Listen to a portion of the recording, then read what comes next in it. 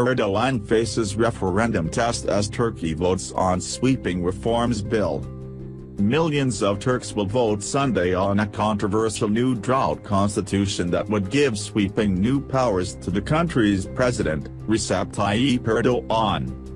Voters are being asked to endorse an 18-article reform package put forward by the ruling Justice and Development Party that would effectively replace the system of parliamentary democracy with a powerful executive presidency.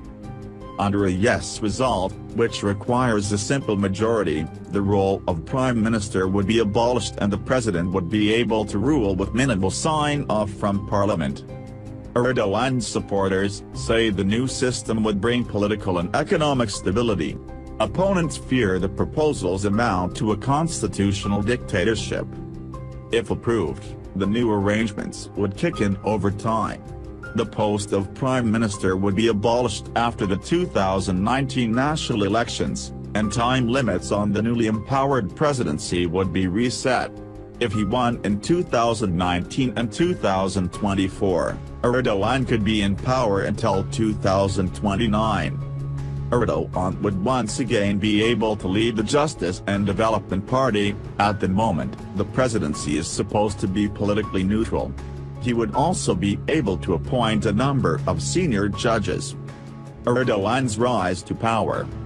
After serving as Prime Minister for more than a decade, Erdogan became president in 2014. By little more than force of personality, he turned a largely ceremonial post into a vehicle of significant power. He has initiated a widespread crackdown on opposition, which has intensified after last July's botched coup, for which he blamed US-based cleric Fethullah Gulen. The clampdown, which led to the arrests of 47,155 government critics, academics, journalists, military officials and civil servants, has drawn international condemnation. Divided nation. The referendum has split Turkish society, according to voters days before the vote. Supporters say the reforms will be as a catalyst to help kick-start a lethargic economy and stabilize a nation dealing with the resurgence of a 30-year conflict with militants from the Kurdistan Workers' Party, PKK.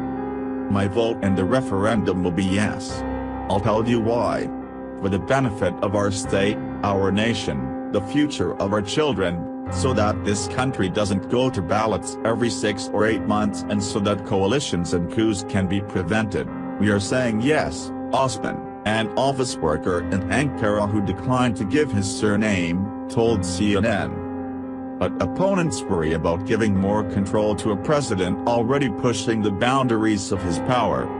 I think, with the presidential system, not only art and science but also our freedoms will be more limited. That's why I'm saying no, said 18-year-old student, Kaya Nazan Kalfa, from Ankara. It was a sentiment echoed at an opposition rally in Istanbul last weekend. If we give all authority to one person, there is no future, said 23-year-old Berfin Yavuz.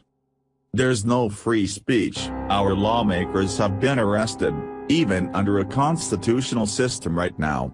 With a yes vote and a move to the new presidential system, it will be even worse.